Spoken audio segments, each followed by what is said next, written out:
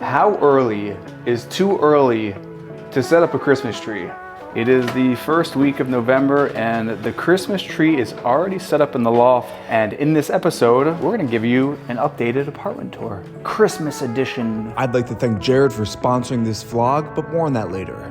I've been here for 2 years and I finally broke in this space. I made a video when I first moved in and it was all like pristine, and now it's totally not pristine. So here's a little update.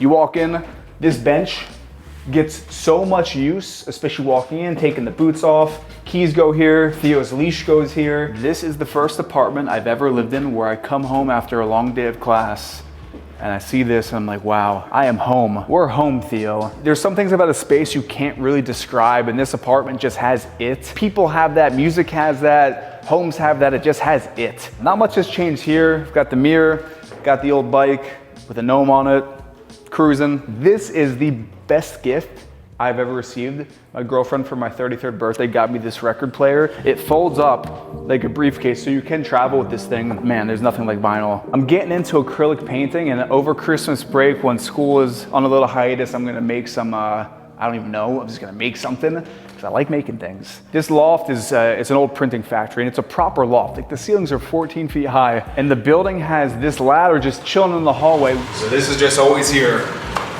When you live in a warehouse, you live in a warehouse. Heavy duty stuff. I'm actually shocked this can get in the door because the doors are really small in this building, but the units are huge. All right. You can communicate, but you can't, so be light. Ready?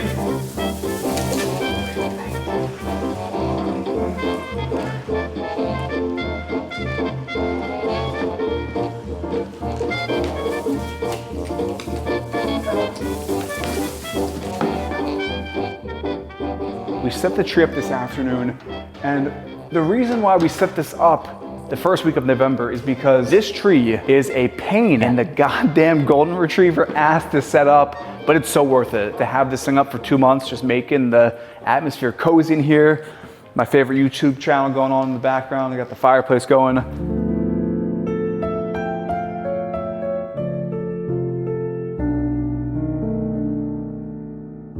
We don't have any gifts under it yet. And that's where I'd like to thank Jared for sponsoring this portion of the vlog. Jared believes in spectacular expressions of love. And it's an accessible jewelry brand that really caters to customers who want to express all their love and all their emotions with fine jewelry. And this year I wanted to really find a classic and timeless piece of jewelry to give to my dad. And my dad is one of the people in my life that I really have the strongest emotional bond with. One of those bonds where you can't really put it into words, it's just there. And he just turned 60 this year, and I wanted to get him a Christmas gift that he could value and appreciate. And Dad, if you're watching this, happy early Christmas to you. You're gonna know what you're getting this year. And for myself, it has been a long year. And I'm a huge fan of self-gifting just because you know exactly what you want the best. And the piece I got is this beautiful classic essential silver bracelet. And this year you can work with Jared's jewelry experts to find that perfect gift for your loved ones and maybe even yourself if you've had a long year and you just want some nice jewelry to make yourself feel good. Book an in-store or a virtual appointment by checking out the link down below in the description. Thank you, Jared, for sponsoring this portion of the video. Now back to the vlog.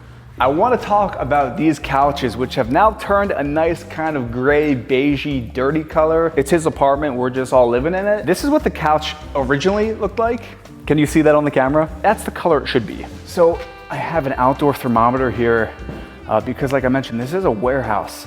And last winter it got down to 52 degrees in here. The heat has yet to be fixed, but I have a lot of space heaters. It is what it is, I can't call it. It's New York. And then I wanna talk about this because this is actually one of my favorite spots in the whole apartment. Here we have the most comfortable chair in the world with this cool swivelly light over top. Here is where I sit down. I do a lot of my script work here. I read a lot of plays here. The fig has gotten huge. This thing was maybe like that high when I got it. It's since sprouted up another 2 feet. The center of the apartment is the dining room table with seating for 8, which has never been used yet, sadly. When I moved in here, I had these grand ideas about having dinner parties and having everyone over, and so far it's just my girlfriend and I, and we sit at these 2 seats, maybe this seat, And typically the rest of the table ends up serving as just a place to put junk. Like right now I've got books, plays, all that, and this fills up, like by the end of the week, this whole end is covered here. Off of the dining room table is the bookshelf, which has filled up quite a bit since I moved in. It almost serves as like bookshelf slash shrine to my family. So I've got a picture of Grandpa here, parents and Theodore and I, my nephew Cal, my sister. And then on the lower shelf is kind of where it gets a little funky. These are props. So this is a prop from a scene I did in first year of acting conservatory. I went nearly mad doing this scene. Very sentimental, this wooden horse. And then let's swivel into the kitchen, continuing with the kind of motivation and whatnot. Fridge is getting some life to it. Got young Brando here doing his wardrobe test for A Streetcar Named Desire. Remember Your Breath from a good friend, JR. We got Paul Newman here at the Actors Studio. Quotes I live by. Then the kitchen. This kitchen, I have to say, it might be one of the best things about this apartment because it actually gets utilized. Like you can see, it's not perfectly clean. A lot of the meals are cooked here, some by me, most of them not.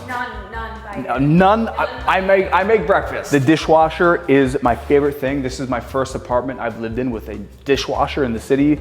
And like, I mean, there's dishes in here right now. Look at that.